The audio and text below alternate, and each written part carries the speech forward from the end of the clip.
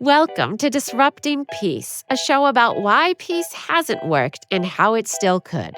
I'm Bridget Conley, Research Director at the World Peace Foundation. This season, we're looking at examples of resistance from 6 countries to see what we can learn. Scholars, activists, and politicians will help us understand how leaders attempt to concentrate power and how people fight back. Today, we're talking about academic freedom in higher education, what it is, why it's at risk, and what's at stake for democracy when this particular freedom is eroded. My guests today are both scholars and activists. Amy Reid is Senior Manager for PAN America's Freedom to Learn program. PAN America is an organization that has been promoting free expression globally for over 100 years. The Freedom to Learn team focuses on supporting higher education and academic freedom. She's currently on leave from the New College of Florida. Isaac Kamola is an associate professor of political science at Trinity College in Connecticut. He's also director of the Center for the Defense of Academic Freedom, which is part of the American Association of University Professors. Isaac is also the founder of Faculty First Responders, a program that monitors right-wing attacks on academics and provides resources to university faculty and administrators. Together, we explore why academic freedom is so threatening to existing hierarchies, why it's so hard to explain academics to a broad audience, and what everyday people are doing to fight for the integrity of higher education.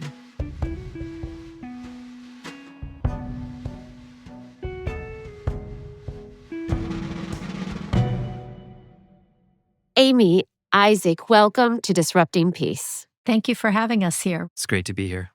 So when it comes to education, there's a lot going on in the U.S. right now, including an effort by the president to get rid of the entire Department of Education. But in this conversation, we're focusing on higher education, universities and colleges, and looking at how politics are impacting American campuses. I'm speaking from Tufts University, where the World Peace Foundation is based, and where I'm a professor, so this topic hits especially close to home for me. Isaac, I wanted to start with you and ask if you can ground us in history. How is what's happening today unusual, or is it part of long histories of political influence? Yeah, it's a great question and a great place to start. I think it's really important to think about the tension between the right to pursue knowledge, to teach and do research free from external intervention. It goes back centuries. That question of universities require money, they require political support, they require all the things that it takes to run an institution. And that involves, a lot of people with a lot of influence. But at the same time, to produce knowledge and to teach classes that's not just an extension of the king or the church or the donor or the politician, you have to create this autonomy, a sense of autonomy between the production of knowledge and the institutions that make the production of knowledge possible. So that tension is endemic, and it waxes and wanes. So we see during the McCarthy era, that tension was really exacerbated. In the years after the terrorist attacks of September 11th, there was a lot of repression on faculty for speaking out against what those professors correctly saw as a disastrous invasion of Iraq. But I would argue that since 2020, we've seen a massive intensification of the political targeting of higher education as a direct response to the growing visibility of demands for racial justice and growing visibility of trans and queer people in society, and a growing articulation that we need to take seriously the true history, American true history, and not live in some sort of mythological fantasy of what America is. Those were issues that were put squarely on the table during the Black Lives Matter massive protests, the largest protests in American history during the summer of 2020. About 6 to 10% of the adult population attended a Black Lives Matter protests, and 40% of counties across the country, including many that were primarily white, hosted a Black Lives Matter protest. I knew it was big. I didn't realize it was that big. Wow. And it's not surprising then that you get the backlash against first the teaching of topics of race and gender and DEI, the attacks on tenure, accreditation, this kind of intensification starting in the immediate aftermath of those massive protests that some scholars have referred to as the Third Reconstruction. So, Isaac, can you define for us what academic freedom is? What is it supposed to protect against? It's best understood not as free speech. It's not as professor gets to say whatever they want, but it's rather a collective right and responsibility. It's about a community of scholars establishing the norms of what counts as a good argument, what counts as good evidence, what counts as a good publication when we send our writing off for peer review. And it's the process of faculty assessing the faculty to determine who should be hired, who should be promoted, and all of that. And basically saying that the sanctioning of faculty should only be done for cause. So it's up for the administration. You could think of it like the American Bar Association saying, this person is not fit to be a lawyer. They have violated our professional codes of conduct. And then in exchange for that, then get a level of protection from external intervention if it's working correctly, which, as we'll talk about, is becoming increasingly less the case. I'd like to give a slightly different sort of way in that I think can be helpful for people who aren't sitting on college campuses and so may wonder why academic freedom matters. Free expression is a human right enshrined in various UN conventions that covers all forms of expression, including writing and research and teaching. In the US, academic freedom is nested within our understanding of the First Amendment, which protects us and our free speech rights, amongst other things, from government intervention. And so, as Isaac said, academic freedom is something that allows research and teaching to take place in its most productive way on college campuses. It protects faculty from undue influence in terms of what they're going to be teaching and how. They're responsible to their academic standards and to their code of ethics, but they're not beholden to any political point of view. But the important thing is that academic freedom doesn't give carte blanche to faculty to do what they want. What it does is it protects our students' right to learn. And students have a right to learn what they need to know, unfettered by political opinion. Yeah, so there have long been debates within university communities and beyond about what's appropriate to teach and what's the meaning and value of a university degree. Why do it at all, right? Versus having job training. But Isaac, your work looks at actors who aren't really interested in the debates. You've been tracking people who are trying to leverage their wealth in order to control the discussions, right? Not to engage in them. Can you talk about when the shift occurred and what it involves? In the middle of the 20th century, the university began to be less white, less male, less straight, less cis. And this is by no way a perfect story, right? This isn't a romantic story. This is a story of struggle, of people fighting to be part of these institutions. And as the demographics, the population of who was in the university changed, those people began to demand that the institution reflect what they knew to be true, their experiences, their life, their bodies of knowledge. And you get the expansion of different fields. You get queer studies, you get Black studies, you get studies that are studying the world outside of an American-centric perspective. That fundamental transformation about what knowledge is valuable and who should be producing knowledge has had transformative changes in American society. And we see them every day in terms of who is holding what positions and who's at the table that we're sitting at. And that is also a change that is fundamentally challenging to those who want to maintain certain hierarchies and privileges. So as you get this tension within higher education, you have, for example, in the 1980s, the anti-tax Republicans come to power demanding to cut taxes and defund public institutions like universities.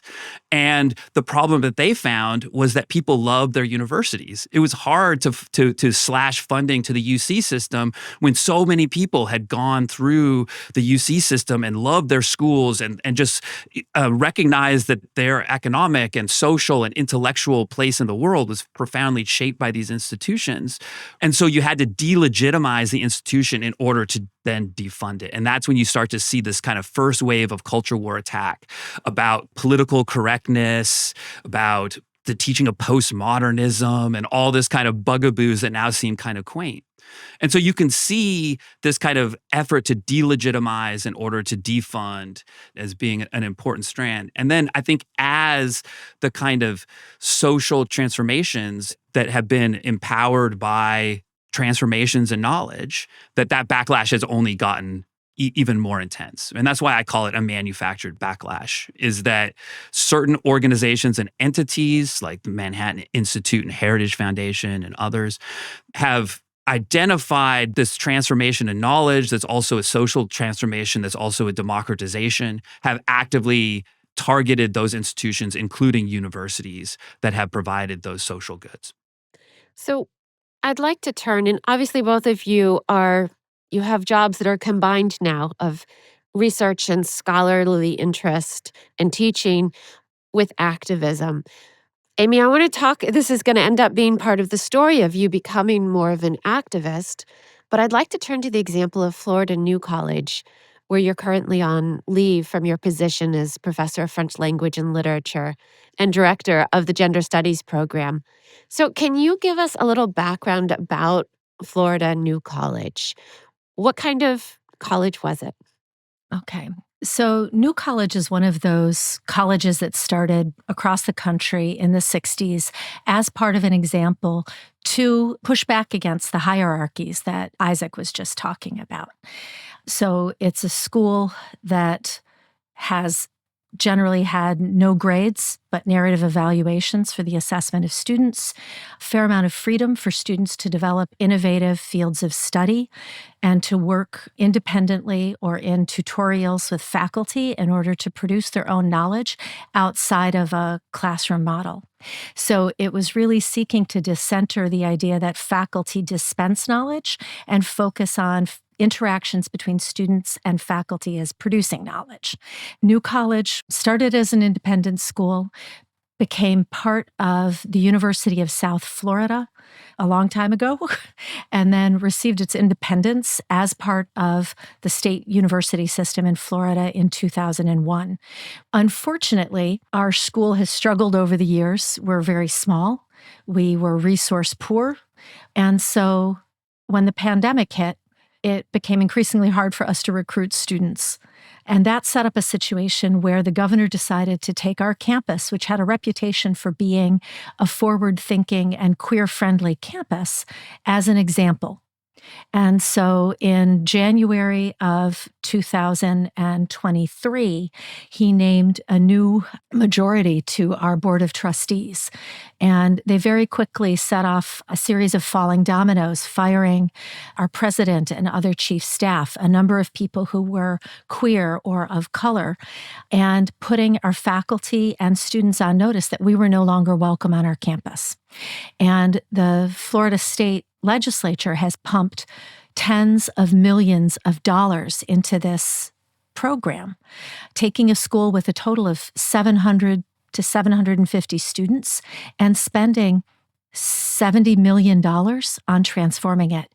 It's hard to make a case that this represents any sort of fiscal responsibility, much less any sort of conservative agenda if you're thinking in terms of economics. Wait, Amy, is that they invested that amount of money between Additionally, in the past 2 years. 2023? In the past 2 years, they invested that money. Okay. From spring of 2023 through this fiscal year, 24-25, it's over, I believe, $70 million. And that's above and beyond our regular budget. There have been stories about the outsized salaries of the president and staff. There's a lot to be said about the money that they're spending on building sports programs. They've chased away, at this point, over 40% of the faculty who were there in the spring of 2023. We had over 10% of our student body left to go just to Hampshire College in the fall of 2023. So how were people chased away? Like, how was this incredible investment in a campus, which normally, right, as professors, we'd be like, yay, invest in the campus. But how was it done in a way that would privilege one particular perspective? Okay, so one of our trustees described it as a process of resetting the hormonal and political balance on campus.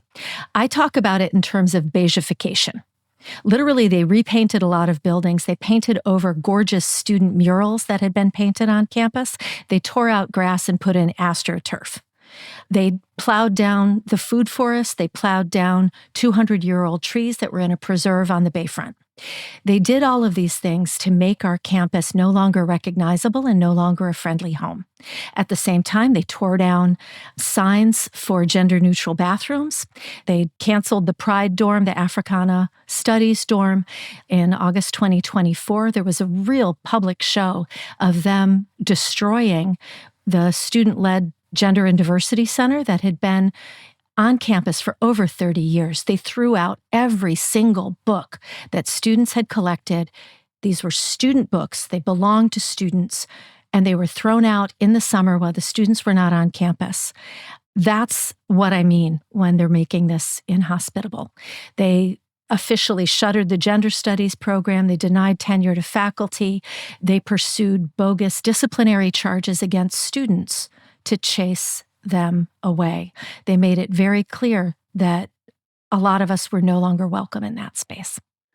So, what was your role during this transformation period?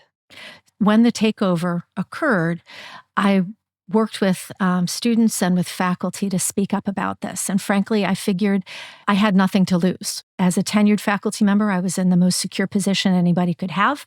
And as the director of gender studies, I had a special responsibility to speak out. And frankly, also, I was known as the campus mom. And so I had that sort of a responsibility to support our students. And so I started speaking up. And so when our chair of the faculty stepped down, I was asked to run for chair of the faculty, and I was elected by my peers and was then in a position to speak a little bit more publicly in support of faculty, students, our alums, the academic program of New College, for academic freedom, to come back to that. And what happened to you? Was there any backlash? So let's just say it was a very trying year, but I landed smoothly in that I found a job with Penn America. So I'm currently on leave from New College and able to be an advocate nationally for academic freedom and against government censorship of education. Thank you, Amy. So, Isaac, you've described efforts by people on the political right to intentionally create a moral panic in order to advance an agenda that is not a widely held belief system. So I have two sets of questions, but I want to start with what is moral panic and how does this apply in this context? Great. I take the concept of a moral panic from Stuart Hall. He identified how a moral panic about petty street crime in the UK was used to justify Thatcherite neoliberal policies. Okay, Isaac, for people who aren't familiar, what are Thatcherite neoliberal policies? So these were the economic arguments and policies and ways of understanding the economy that were introduced by Margaret Thatcher and adopted by Ronald Reagan and their administrations. Margaret Thatcher was a conservative prime minister of England in the late 70s and 1980s. And basically, they hold that there is no common good, that the only thing that values is one's own individual utility maximizing. So that instead of developing policies and institutions like a university that benefit all people, that we are instead individual utility maximizers who are looking out for our own self-interest. And therefore, we should replace public goods with private goods. So privatize as much of the economy as possible, make the post office and universities and K-12 schools into private corporations and prisons into private corporations. So a lot of the policies around privatization and defunding social safety net comes out of these kinds of neoliberal policies. Union busting. Union busting, yeah. Perfect. Thanks. So let's go back to your example from petty crime in the UK. So things that weren't actually taking place, or maybe a mugging that may be a one-off or some sort of small thing that gets blown out of proportion by the media and elites and political infrastructures that have a lot to gain to tell one certain type of story over and over, and to use a massive megaphone in order to take anecdotes and turn it into a new common sense. That's exactly what happened in the United States. So prior to 2020, I spent the COVID semester in my basement finishing a book called Free Speech and Coke Money. And in that book, my co-author and I, Ralph Wilson, we examine how the same political donors were funding student organizations on college campuses, right-wing student organizations that would then be able to bring in right-wing political provocateurs. So people who specialize, like Milo Yiannopoulos or Ben Shapiro, in causing campus controversies.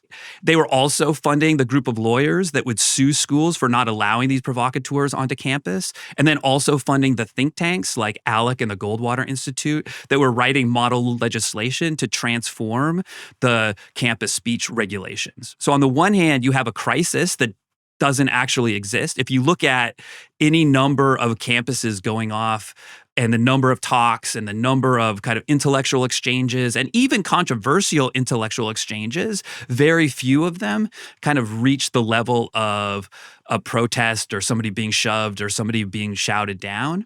And yet, those handful of incidences, those anecdotes really, that were manufactured anecdotes in many cases, student groups bringing in provocateurs to achieve exactly this kind of outcome, and then the stories of those anecdotes spread through this massive megaphone, made it sound like all of higher education is woke students who want trigger warnings and safe spaces and are too scared to have those hard conversations, and that universities just really need to like crack down on these student deviants, right? And that narrative became just baked into how people were thinking about higher education. Both within higher education, I blame faculty and administrators for falling for this false narrative, but also in the wider public. A story would go from one of these outlets like College Reform or the Campus Fix, which is an outlet that specializes on monitoring higher education and identifying liberal bias. And so you have these stories about higher education, like, can you believe this is going on? And these kind of hysterical stories about higher education that then make it all the way through this megaphone up through Fox News and kind of creates a whole national narrative, right? But it's not just creating a moral panic. It's also then providing the solution. So it's like, oh my gosh, we have this crisis of free speech on campus. Here's this legislation that's coming out of these right-wing think tanks.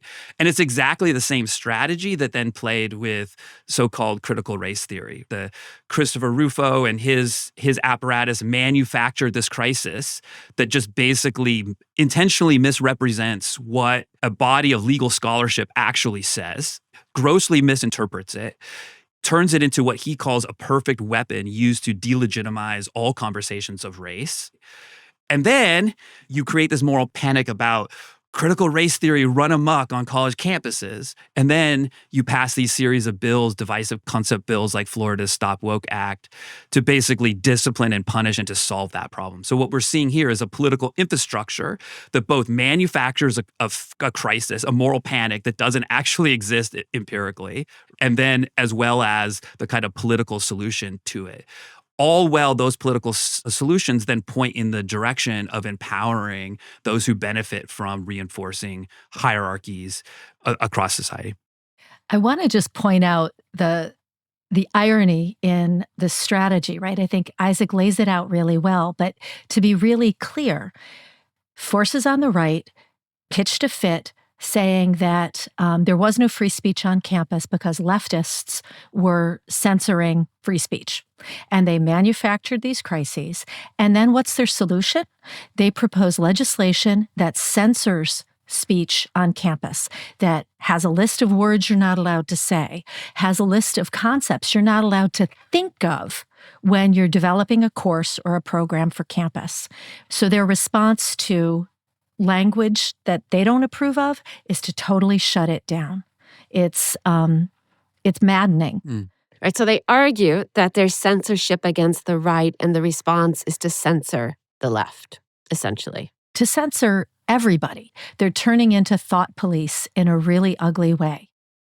So, the second part of my question on this topic, and this is really for both of you, how do we reconcile the argument that this was a limited attack, started by individuals who leverage wealth and privilege in order to create large problems, that will change the course of what is taught and what we understand.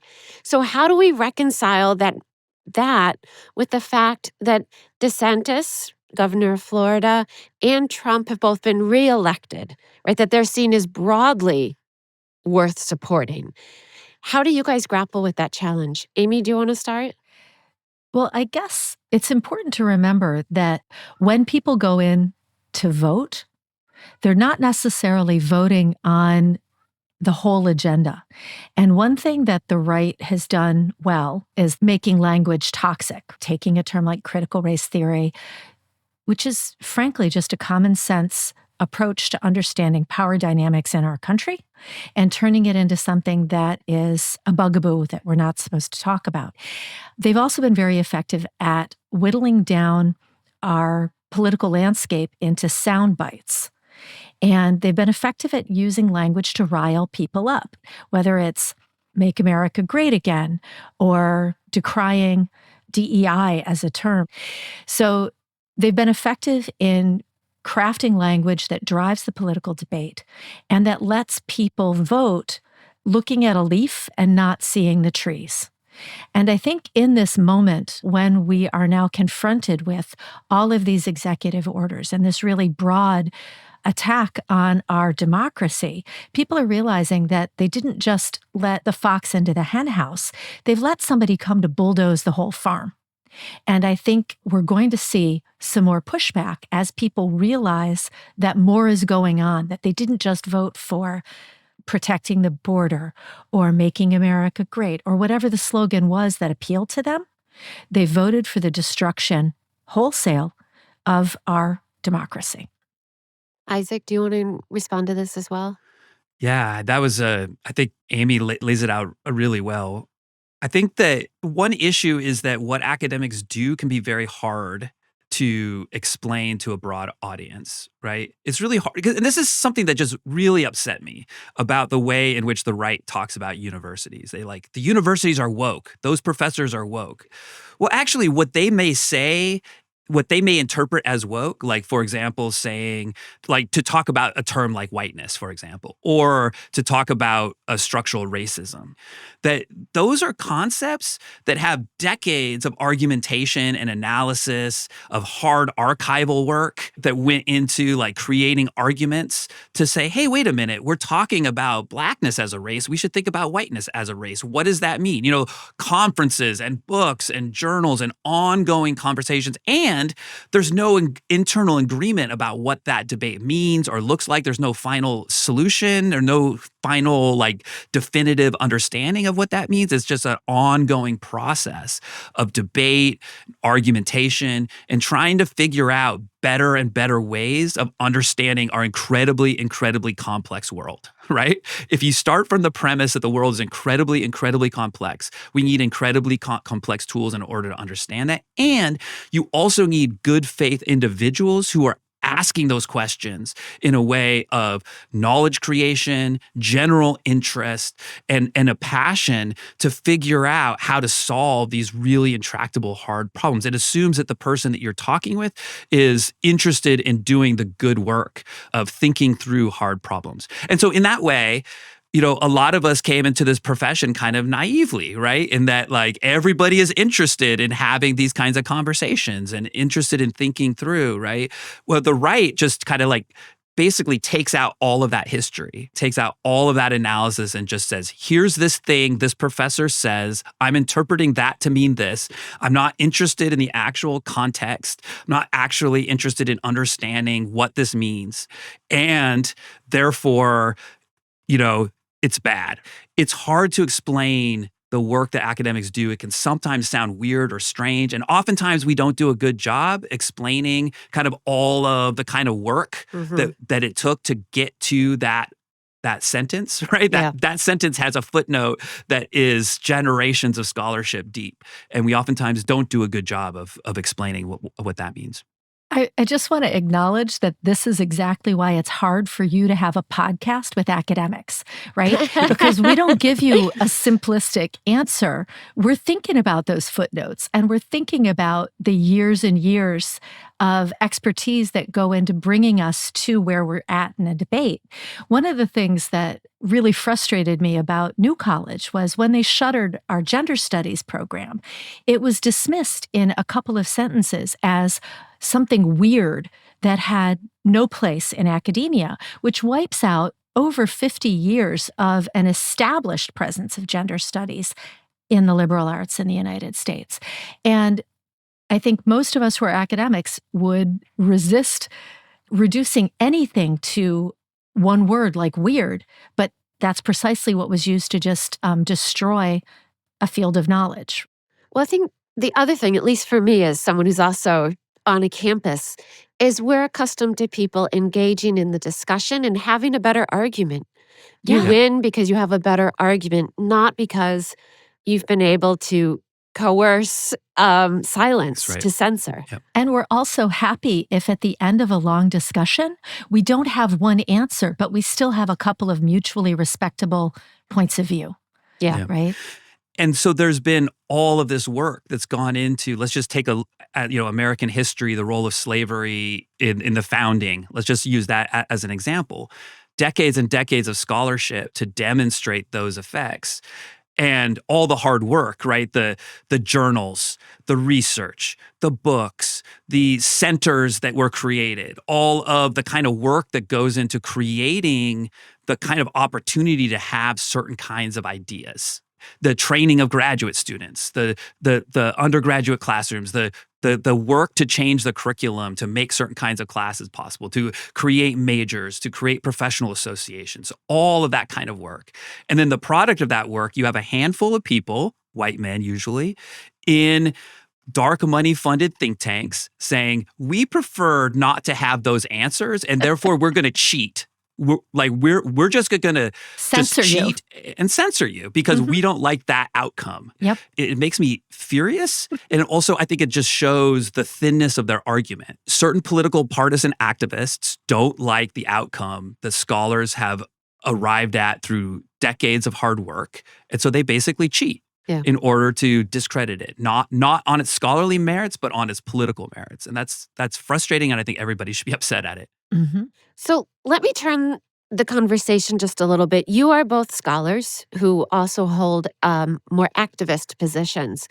So do you have any examples for us about people, movements, efforts that are pushing back on attempts to control higher education? Well, I can go back to New College. One of the things that has kept me afloat these past couple years is the intense energy and enthusiasm and dedication of New College's supporters. Whether you look at the protests that happened at New College, initiatives like alt-liberal arts, different documentary projects that have come out about New College, right? I think it's really important that we have this sort of decentered, democratized resistance. That really matters. Isaac, what about you? Do you have examples for us? Arguments that we were having in the 90s when I was an undergraduate, reading Judith Butler and Gender Trouble and trying to wrap our heads around those ideas have changed the world. And that is the thing that's so profoundly scary for those who are trying to reproduce hierarchy and supremacist thinking. There's tons of organizing that's taking place on college campuses. Higher Education Labor United is a coalition of unions across higher education. So the faculty, the graduate students, the student workers, dining hall workers, security workers, nurses, to bring together wall-to-wall organizing within higher education. A decade ago, the idea of student debt relief was seen as incredibly marginal and fringe, and a handful of activists have been working really, really hard, such that it's no longer a handful, but a movement that is fighting and making that notion of debt forgiveness something that even the Democrats freaking out about the youth vote have latched onto, right? And so I think that these are all examples of the kinds of organizing that is taking place and the ways in which that organizing is working into each other. That these efforts are building something that's bigger than a sum of its own parts, and that for me is really exciting. Yeah. Maybe I can also just sort of put in a cheer for the people who are filing lawsuits in this moment. There was a lawsuit filed that brought together the AAUP, NADAHE, which is the National Association of Diversity Offers in Higher Education, the American Council on Education, and a restaurant workers organization, ROC, Restaurant Opportunity Centers United, and as well as the mayor of Baltimore. And they're pushing back. And that's a great example of a lawsuit that's being spearheaded by a really broad and representative coalition of organizations and actors. So let's cheer for them. Cheer for the kids and their parents who are pushing back against the EOs that target our trans brothers and sisters. There's a lot of brave people out there, and we need to take some encouragement from their courage. And also to remember to get involved in the organizations that are in your own backyard. Join your union, start a group if one doesn't exist. If it's a movement of coalitions, right? Do our own part to create those organized entities that are going to help contribute to that broader fight.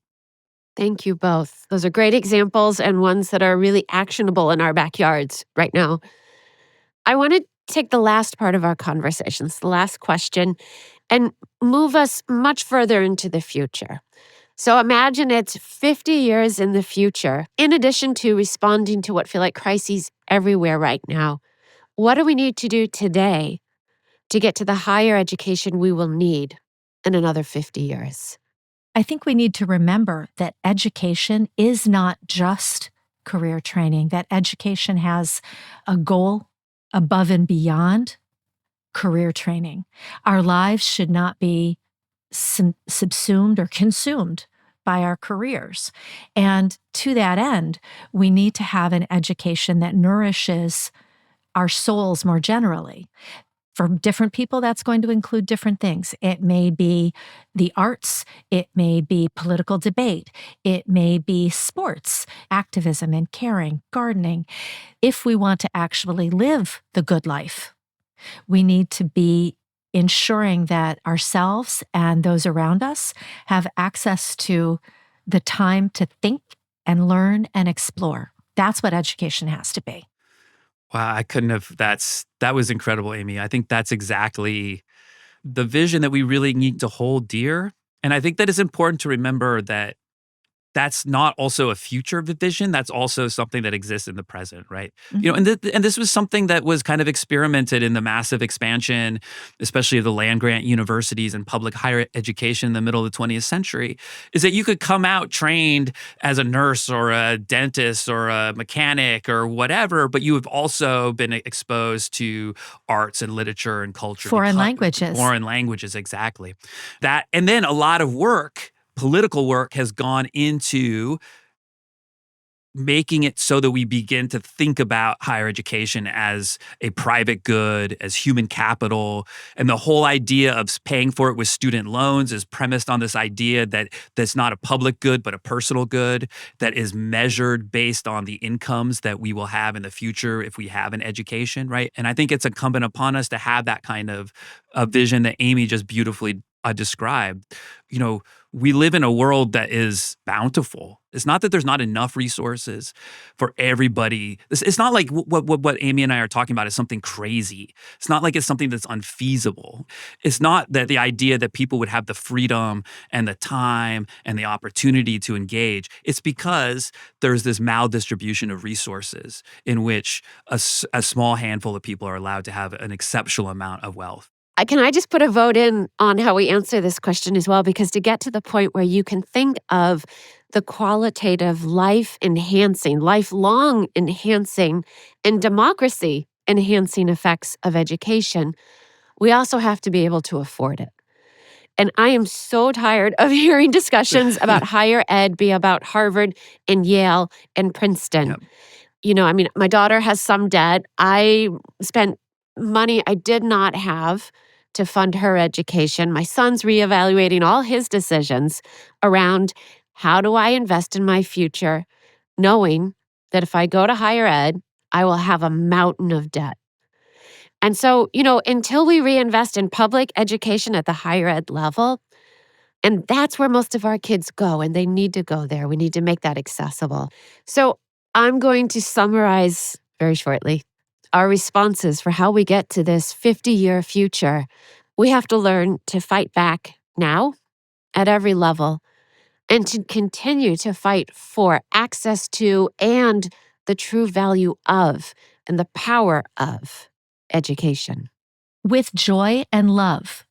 Yes. Amy, Isaac, thank you both so much for your contributions today. I really enjoyed the conversation. Thank you so much. It's been a pleasure.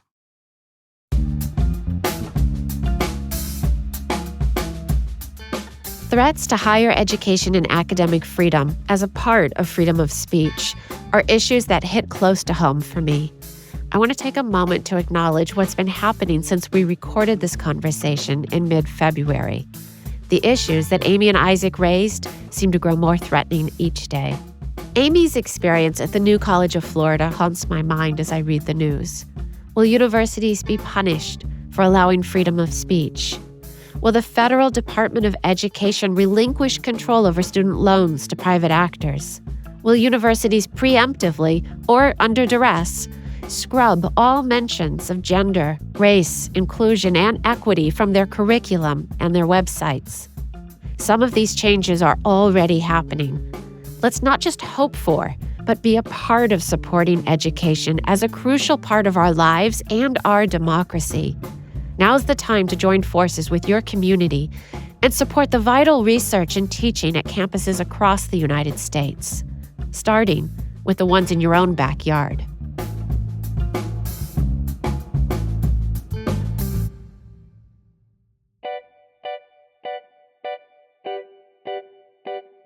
Thanks for listening to Disrupting Peace.